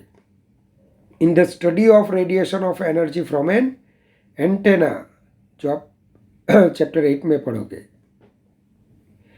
तो जो radiation होता है ना, जो एंटेना होता है, उसमें यही डाइपोल का जो ऑसिलेशंस होता है उसके डिस्कशन हम 8 लेसन में करेंगे। तो आशा रखता हूँ थोड़ा सा लंबा आज का सेशन था, तो आप बार बार इसे रिपीट कीजिए। कोई भी प्रॉब्लम, मैंने बोला ही हुआ है, कोई भी प्रॉब्लम हो आप मुझे कमेंट भी कर सकते हो, या फिर आप बता भी सकते हो कि ये प्रॉब्लम है, तो मैं आपको पक्का सॉल्यूशन मैं आपको दूंगा। चलिए, take care of yourself, goodbye and God bless you.